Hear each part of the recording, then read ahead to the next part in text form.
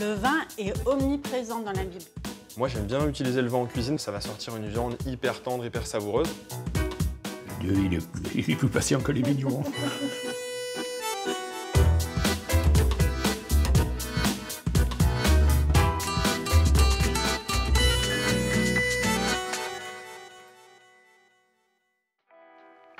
Bonjour Cyril. Salut Stéphanie, tu vas bien? Ouais. Je t'offre un verre de claret? Ah oui, mais avec modération. Hein. Petit verre. Mais c'est quoi ce vin? Ah, c'est pas du vin. Non, c'est pas du vin. C'est du claret. C'est une boisson qui était beaucoup consommée à l'époque médiévale, qui date du 5e siècle avant Jésus-Christ, qui a été inventée par Hippocrate. Je sais pas si ça te parle, le célèbre médecin grec. Donc c'est une infusion de vin avec des épices, Ah, des c'est herbes. ça. Ça sent la cannelle, Il y a de la cannelle, des clous de girofle, des raisins secs. du laurier, Il y a du laurier. de l'orange. Je sais pas comme je te donne la recette. Alors, tu vois, c'est drôle que tu aies fait ça parce que dans le Cantique des Cantiques, on dit « Je te ferai boire un verre de vin mêlé d'épices et de jus de grenade ». Et l'invité qui va nous rejoindre tout à l'heure pour notre repas, Olivier de Boisgelin, raconte que dans ce texte, le vin est comme un filtre d'amour. C'est-à-dire que, comme si on conseillait à son amoureux, à son amoureuse de s'enivrer pour se désinhiber et connaître les délices de l'amour. Ouais, c'est poétique. Pour rester dans la thématique du vin, je te propose en plat un tacos effiloché de bœuf que j'ai fait mariner et cuire au vin rouge toute la nuit. Tu verras, ça fond en bouche avec un petit peu de pico de gallo, c'est un condiment mexicain, une sauce au piment fumé, un petit peu de coriandre. Et pour le dessert, du raisin flambé et déglacé. Tu verras avec du vin, du cognac. Je vais te faire également une crème montée avec une réduction de Pinot des Charentes, exceptionnelle, et un petit crumble de... D'avoine. Exactement, tu me l'as sorti de la bouche. Et en fait, le vin est omniprésent dans la Bible. On le retrouve 173 fois dans l'Ancien Testament Ah, seulement? et 41 fois dans le Nouveau Testament. Donc dans l'Ancien Testament, on le trouve surtout au moment des sacrifices. En fait, souvent, ils versaient du vin à la place du sang des animaux sur l'autel. D'accord. Et puis, dans le Nouveau Testament, en fait, la vie publique de Jésus commence par les noces de Cana, où il a transformé l'eau dans un vin délicieux, et se termine par la scène où il a tendu son verre de vin à ses disciples en disant « Ceci est mon sang ». Donc le vin a une place centrale dans la Bible.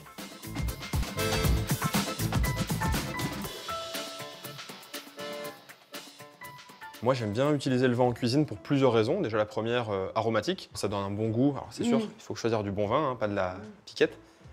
Deuxième raison, c'est que ça attendrit les chairs. Le côté acide du vin, c'est comme l'acidité de la tomate ou du citron, ça va attendrir la protéine et ça va sortir une viande hyper tendre, hyper savoureuse. C'est aussi ce pouvoir de rassembler tous les aliments, de créer vraiment une cohésion et de partager, d'éclure les arômes. Ah ben merci, parce que en fait, moi, je mets souvent du vin dans un sauté de veau à la tomate ou un bœuf carotte, mais du vin blanc, mais je ne savais pas que ça avait tous ces... Ah oui, il n'y a pas de hasard en cuisine. Hein. La cuisine, c'est de la chimie. Ah ouais, c'est génial. La Bible nous montre plusieurs exemples de bienfaits du vin. La première, c'est la joie. Un ami m'a raconté que pour Pessa, ils avaient l'habitude, sur le coude gauche, comme pendant l'Antiquité, de boire 4 verres de vin de suite pour être dans une ivresse de joie de cette libération de l'esclavage. La deuxième, c'est une manière de se rapprocher de Dieu dans l'Eucharistie. Donc pendant l'offertoire, le prêtre verse du vin. Et je ne sais pas si tu as remarqué, il verse aussi un tout petit peu d'eau. Et je me suis toujours demandé pourquoi. Et en fait, il dit, comme cette eau se mêle au vin pour ce sacrement de l'alliance, puissions-nous être unis à la divinité de celui qui a pris notre humanité. C'est-à-dire que Dieu a pris notre humanité et à travers l'Eucharistie, il nous propose de prendre part un peu à sa divinité. Tu comprends? Je vois, ouais, je vois. Et aussi, alors j'ai 2 textes à te lire que j'aime bien dans la Bible. Le premier, c'est « Procure des boissons fortes à qui va mourir, du vin à qui est rempli d'amertume, qu'il boive, qu'il oublie sa misère, qu'il ne se souvienne plus de son malheur. » Et une plus prosaïque dans Timothée, cesse de ne boire que de l'eau. Prends un peu de vin à cause de ton estomac et de tes fréquents malaises. Ouais, tu m'étonnes, à l'époque, valait mieux mettre du vin dans son eau. Hein. Donc le vin, il a que du positif, si j'ai bien compris dans la Bible. Ah non, non, il y a aussi du négatif. Alors, la première histoire, c'est avec Adam. On a toujours pensé que Adam et Ève avaient mangé la pomme. Mais en réalité, dans un très vieux Talmud juif, on dit qu'ils ont mangé du raisin comme s'ils avaient voulu devenir comme des dieux, un peu comme dans l'Antiquité, mais là, vraiment à la place de Dieu. Et la première réaction d'Adam, c'est de se rendre compte qu'il est nu et d'avoir honte. Donc la conséquence du vin, la honte. La deuxième chose, c'est Noé. Donc c'était le premier viticulteur, il a bu sa vigne, il s'est enivré et il s'est déshabillé. Et là, son petit-fils Canaan est arrivé et l'a vu. Mais dans la Bible, quand on dit qu'on voit quelqu'un de nu, ça peut aussi supposer qu'il y a eu un acte sexuel. Et donc le lendemain, Noé, apprenant ce qui était arrivé, s'est mis dans une colère énorme et a maudit Canaan, et donc toute la terre de Canaan a été maudite pour cette très histoire. longtemps. Okay. Voilà. Donc si j'ai bien compris, ça modération. rejoint ce qu'on disait. Voilà. Avec Les modération. 3 verres, ça va, puis après... Pendant qu'on discutait, j'ai fait mon crumble d'avoine. Là, je vais passer au raisin. J'ai un petit jeu pour toi. Si je te dis Jéroboam. Premier roi d'Israël. Peut-être, mais pour moi, c'est une bouteille de vin de 3 litres. Ah d'accord. Tu savais? Non, je ne savais pas. Mathusalem? Le plus vieil homme de la Bible. Ah, tu sais pas. 969 ans. C'est une bouteille de 6 litres. Ah, d'accord. Allez, 3e chance. Nabucodonosor. Le roi de l'empire de Néo-Babylonie. Oui, sûrement. Ou une bouteille de vin de 15 litres. D'accord. Allez, toute dernière chance, parce que c'est toi. Si je te dis Melchizedek. Bon, 20 litres.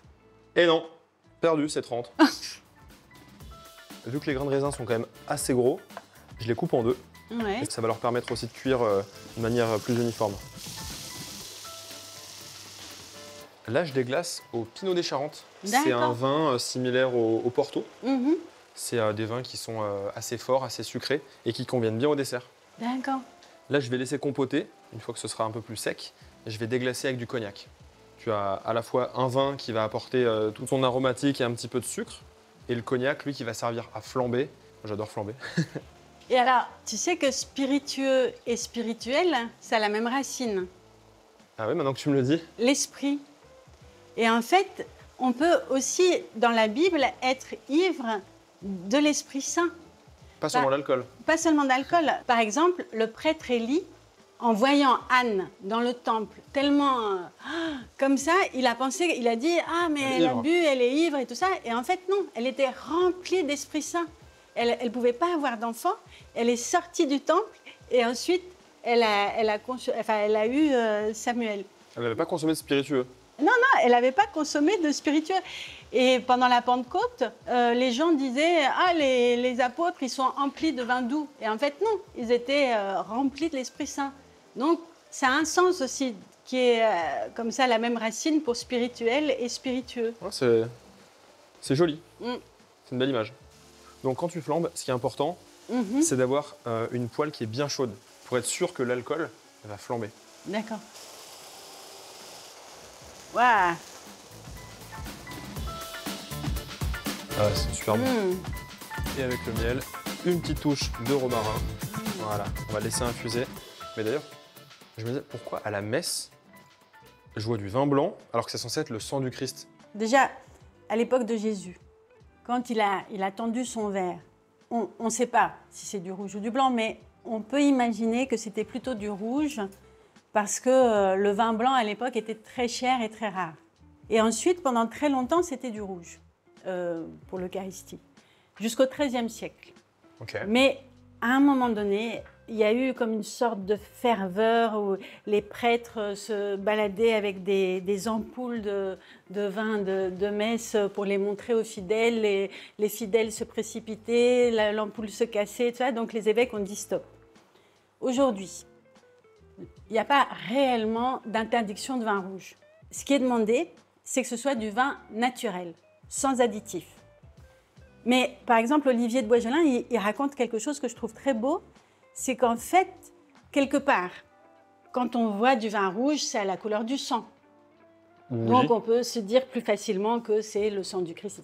Du vin blanc, carrément pas. Et donc, c'est comme si le fait de nous demander de boire du vin blanc en nous disant c'est le sang du Christ, c'était une manière de nous demander de faire un effort de foi.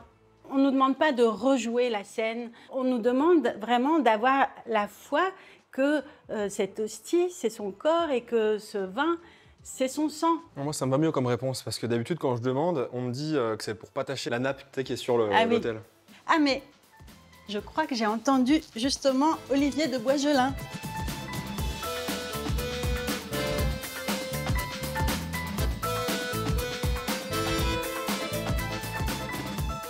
Olivier, Bonjour, je Olivier. te présente Cyril. Bonjour, Cyril, Cyril. Olivier. Chin. Merci.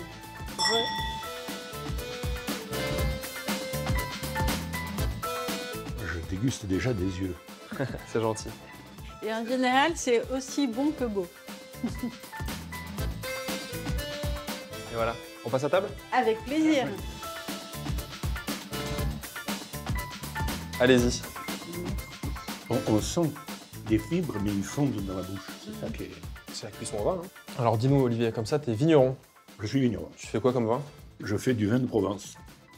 On passe au dessert? Ouais. Très bien. C'est bon? Ah oui. Mm. Moi, ce qui me plaît, c'est l'enrobé qu'on a. Il y a toujours des impressions tactiles qui sont encore plus fortes que les arômes et que les goûts. Et alors, pourquoi tu as eu envie d'appeler ton livre « Les raisins de la joie » ? Parce que les raisins, c'est la nature même de mon métier, de mon travail, de ma vie, et que la joie, c'est le carburant. Hein, c'est ce qui me pousse à avoir choisi ce métier. La joie, c'est quelque chose de tout simple, parce que c'est quelque chose qui nous est donné. Hein. On ne la fabrique pas, la joie. Mm. Elle nous est donnée, on l'entretient, on l'exprime, on la partage. Mais voilà. Et c'est vrai qu'il y a aussi la joie de la foi. Oui, bien C'est sûr. pas toujours là, mais quand elle est là, elle est forte. Oui, je oui, trouve. oui, oui, tout à fait, tout à fait. Quand on arrive à cette fameuse ivresse mystique du cantique des cantiques ou de ce que les Grecs appelaient l'agapé, tu sais. Et donc, moi, ce que je trouve intéressant dans ton livre, c'est que comme tu es vigneron, tu nous montres bien le parallèle entre l'émondage de la vigne par le vigneron et l'émondage, qu'on pourrait dire, de notre âme par Dieu. Ça, c'est un truc que les Hébreux avaient inventé au tout début de la vigne. Ils avaient fait le parallèle entre le dieu vigneron, Dieu le berger, le pasteur, parce qu'ils étaient ou bergers ou vignerons. Et les techniques du vigneron consistent à éduquer leur vigne. Encore maintenant, on parle de conduite de la vigne. Hein. Les tailles en verre, hein, c'est l'émondage, le rognage, même quelquefois les vendanges en verre. Quelquefois, on sacrifie de la récolte pour que le reste de la récolte prenne encore plus de valeur et de richesse et de maturité et de sucre, tout ce que vous voulez. Et c'est vrai que comme tu parles de ta patience en tant que vigneron quand il y a des tempêtes et que tu fais le parallèle avec Dieu, justement. Oui, Dieu, il est plus patient que les vignerons. C'est vrai. Et moi, j'ai eu des grêles, des gels, des maladies sur mes vignes, etc. etc. Mais le bon Dieu, il a des guerres, il a des meurtres, il a des saloperies que les hommes peuvent inventer. Hein. Bah oui. Voilà. Eh bien, il revient quand même toujours à l'humanité parce qu'il a envoyé son fils la sauver, ça veut dire la délivrer du mal. Hein. Voilà. Ben nous, à notre petite échelle, eh ben, on essaie de sauver notre vigne, de la protéger des intempéries, voilà, des bourrasques. Et autres. Stéphanie m'a dit que tu étais diacre. Je me demandais, est-ce qu'il y a un lien entre ta foi et ton métier de vigneron? Pas direct, mais j'y trouve pas mal de symboles, justement, avec la conduite de la vigne et la conduite de ma propre vie. Hein. Je suis beaucoup plus patient qu'avant d'avoir été ordonné. Et je suis devenu, grâce à mon métier de vigneron, plus têtu aussi. Parce que quand on me donne une mission de diacre, j'essaie de la conduire jusqu'au bout et de prendre le temps et de revenir quand les gens ne sont pas bien comme je voudrais qu'ils soient, etc., etc. Donc tu prends soin de la vigne au final comme tu prends soin des gens. J'essaye, oui. En tout cas, c'était trop bon. Mes enfants diraient c'est une tuerie. Ouais.